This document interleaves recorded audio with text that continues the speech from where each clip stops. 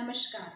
आज के इस वीडियो में मैं ये टॉपिक लेकर आई हूँ कि डॉक्टर बनने के योग कैसे देखे जाए। जब 10th के बाद में स्टूडेंट्स और पेरेंट्स यानी माता पिता और बच्चे बहुत ज़्यादा अधिक कठिनाइयों में या चिंतित होते हैं कि हम किस लाइन में भेजें, टेक्निकल लाइन में भेजें या अतकनीकी, टेक्निकल लाइन या नॉन टेक्निकल, किसमें हम वो सिलेक्ट नहीं कर पाते हैं क्योंकि हायर एजुकेशन देने के लिए पैसा भी इतना ही लगाना पड़ता है पेरेंट्स को।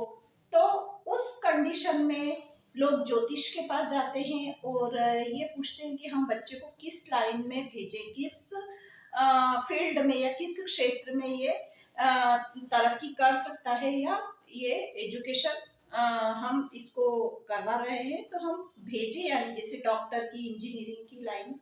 तो उस कंडीशन में ज्योतिष को ये देखना पड़ता है कि कुंडली में एक डॉक्टर या इंजीनियर बनने के लिए उसकी कुंडली तटस्थ है या नहीं, कुंडली के ग्रह तटस्थ है या नहीं डॉक्टर या इंजीनियर बनने के लिए।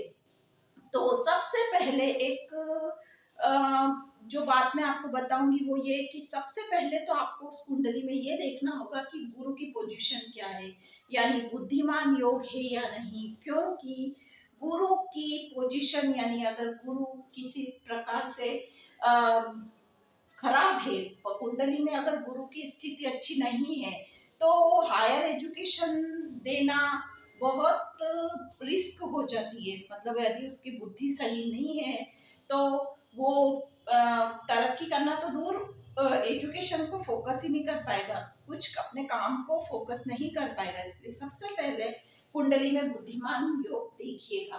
उसके बाद में दूसरी बात आती है, हम जब इसी कड़ी में जब हम आगे बढ़ते हैं तो कुंडली में जो चीजें देखनी होती है वो ये होती है कि टेक्निकल और नॉन टेक्निकल यानी तकनीकी और अतकनीकी शिक्षा, ये देखेंगे हम कुंडली में। ये देखेंगे कि तकनीकी और अतकनीकी शिक्षा के लिए हम कुंडली को देखेंगे। तो उसमें आते हैं, तकनीकी शिक्षा में आती है इंजीनियरिंग और मेडिकल। तकनीकी शिक्षा में दो चीजें, जो इंजीनियरिंग और मेडिकल है उसको देखने के लिए जिन ग्रहों को हम देखते हैं वो है शनि, मंगल, राहु और केतु। इन चार ग्रहों को तकनीकी शिक्षा के लिए मुख्य रूप से देखा जाता है। इसके बाद में एक बात मैं आपको ये बताऊंगी कि मेडिकल की लाइन, अब हम आज जो हमारा वीडियो का टॉपिक है वो है चिकित्सा, चिकित्सक यानी डॉक्टर बनने के लिए देख रहे हैं, इसलिए हम मेडिकल के लिए देखेंगे। तो मेडिकल के लिए की बात करेंगे आज हम। तो मेडिकल में ये होता है कि सबसे प्रमुख शनि, मंगल, राहु, केतु तो देखना ही है क्योंकि वो टेक्निकल शिक्षा, तकनीकी शिक्षा के लिए है। लेकिन मेडिकल के लिए एक मुख्य ग्रह देखा जाएगा वो है सूर्य। सूर्य को औषधि का कारक माना गया है। सूर्य एक ऐसे देवता हैं जिन्हें संपूर्ण औषधि का कारक माना गया है। तो सबसे पहले जो पोजीशन देखी जाती है वो सूर्य की पोजीशन देखी जाती है। कुंडली में ज्योतिष को ही चाहिए कि वह सूर्य की क्या पोजीशन है, सूर्य उच्च का है, सूर्य सम राशि का है या सूर्य की क्या पोजीशन है। ये मुख्य रूप से आप मेडिकल की जो कुंडली में मेडिकल लाइन देखनी है अगर आपको, तो आपको सबसे पहले सूर्य को देखना बहुत जरूरी होता है। उसके बाद में आपको दूसरे ग्रह देखते हैं तो केतु। केतु ये जो कुंडली बनी हुई है ये मैं आपको बताऊंगी, ये कुंडली आई है मेरे पास कि इसमें डॉक्टर बनने का योग है या नहीं। इसके पहले मैं आपको कुछ बेसिक बातें बता रही हूँ, वो उसका डिटेल में आपको बता रही हूँ कि क्या क्या चीजें मुख्य रूप से देखी जाएगी। यानी जो ज्योतिष सीख रहे हैं या इंटरेस्टेड है उनको एक बेसिक नॉलेज हो जाएगा। तो आपको ये कुंडली जब मैं समझाऊंगी तो बहुत इजी वे में आसानी से समझ में आएगी। अब हम देखेंगे कि मैं बता रही थी शनि, राहु, मंगल और केतु, ये चार ग्रह मुख्य रूप से ले गए हैं। लेकिन मेडिकल की लाइन में हम एक सूर्य को मुख्य रूप से लेते हैं। अब आता है कि केतु, केतु को केतु जो ग्रह है उसे सूक्ष्मता के लिए लिया गया है, सूक्ष्मता के लिए भी लिया गया है। और जो डॉक्टर या सर्जन जो धारदार औजार यूज करते हैं, उपयोग करते हैं, उन धारदार औजारों का मुख्य कारक माना गया है। केतु को धारदार औजारों का कारक मुख्य रूप से माना गया है, इसलिए केतु की पोजीशन पावरफुल होना चाहिए।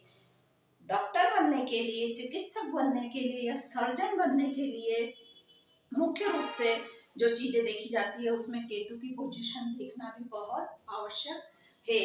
केतु अगर अच्छा है तो वो टॉप का सर्जन बन सकता है। एक बात, सूर्य का एक मैंने पुराने वीडियो में बताया था आपको, जो नक्षत्र के थे उसमें सूर्य का प्रथम नक्षत्र है अश्विनी नक्षत्र, और अश्विनी नक्षत्र का स्वामी है केतु। ठीक है, अश्विनी नक्षत्र सूर्य का प्रथम नक्षत्र है, और अश्विनी कुमार जो है वो देवताओं के वैद्य माने जाते थे।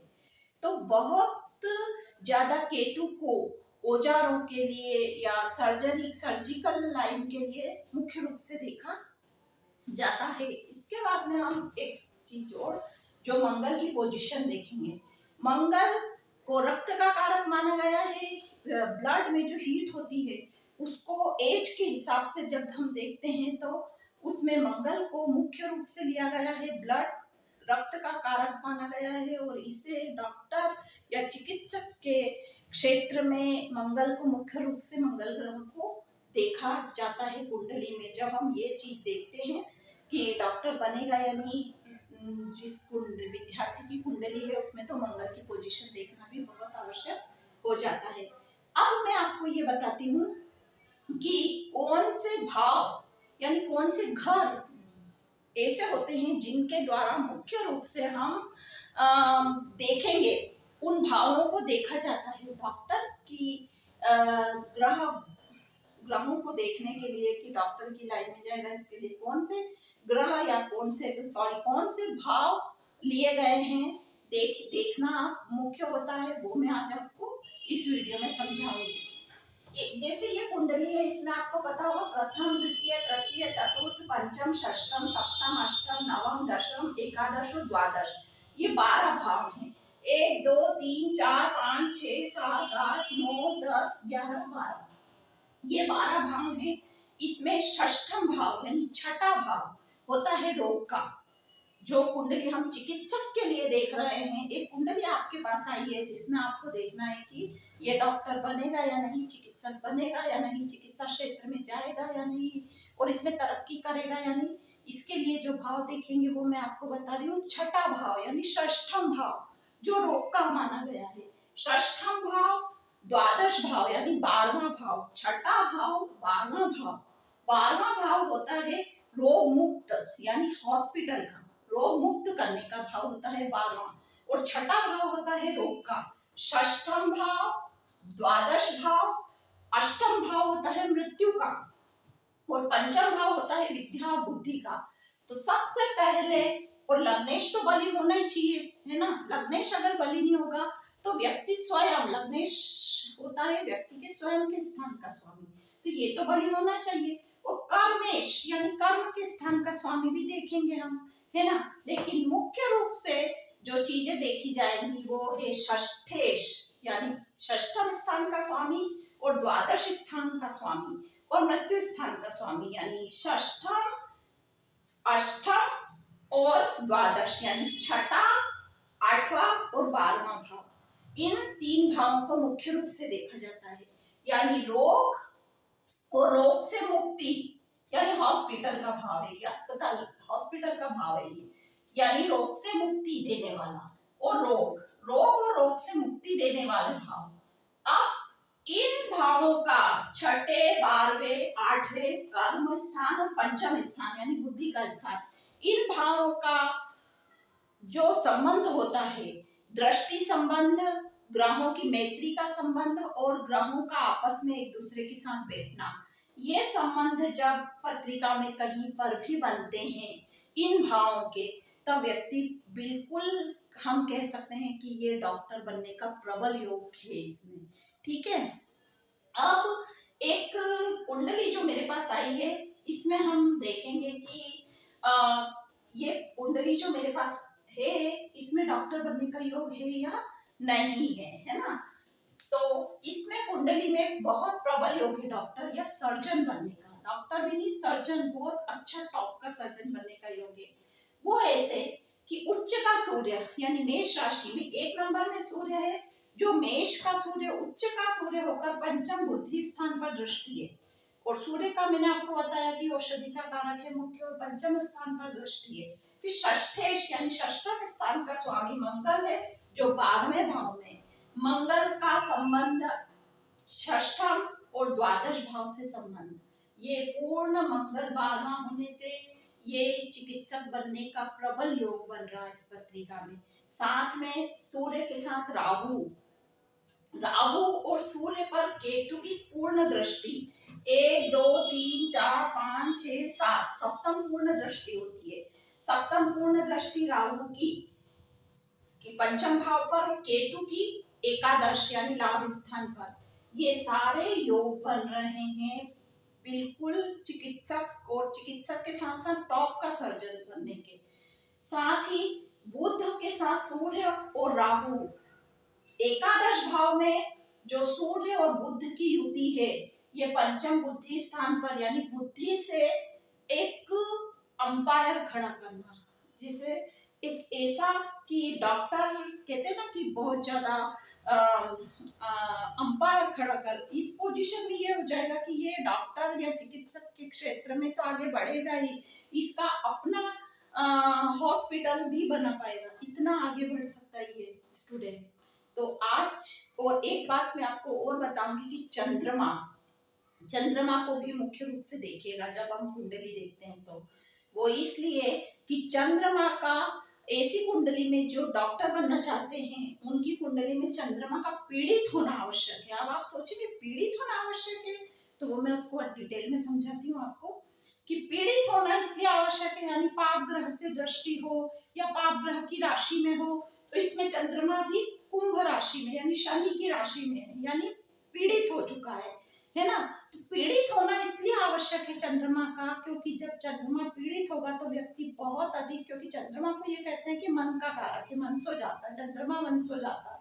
चंद्रमा मन का कारक है, भावुक है, और चंद्रमा जब पीड़ित अवस्था में होता है तो भावुक नहीं, वह निर्दयी हो जाता है, वह कठोर हृदय वाला हो जाता है।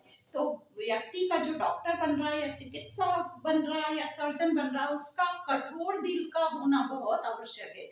क्योंकि क्या कंडीशन होती है जब कोई मरीज होता है, वो बहुत बुरी कंडीशन में होता है, मान लीजिए कि बहुत से ऐसी पोजीशन होती है, बहुत ज्यादा ब्लड निकल रहा हो, बहुत ज्यादा ऐसी क्रिटिकल स्थिति हो कि उसको डॉक्टर को संभालना मुश्किल हो, उस जगह पे डॉक्टर का कठोर हृदय होना बहुत आवश्यक है। नहीं तो क्या होगा कि जब ऐसी कंडीशन में जब मरीज खुद घबराया हुआ है या उसकी बहुत खराब पोजीशन है, खराब कंडीशन है, उस समय मरीज को भी संभालना है, उसका ऑपरेशन भी करना है और ऑपरेशन के बाद उसको ठीक भी करना है, 3 कंडीशन में उसको धैर्य रखना है। और ये तब बनेगा जब चंद्रमा पीड़ित होगा। तो पत्रिका में ये चीज आप जरूर देखिएगा कि इन सब चीजों को देखने के बाद ये देखना है कि ये बहुत अधिक भावुक या बहुत अधिक इमोशनल होगा, तो 2 साल बाद ही ऐसी सिचुएशन आ जाएगी कि ये छोड़ दे कभी। तो इसलिए ऐसी सिचुएशन ना आए, इसलिए हमको चंद्रमा का देखना भी बहुत आवश्यक है। आज के इस वीडियो में मैं इतना ही बताऊंगी, अगले वीडियो में हम अगले टॉपिक के साथ फिर मिलेंगे, तब तक के लिए नमस्कार।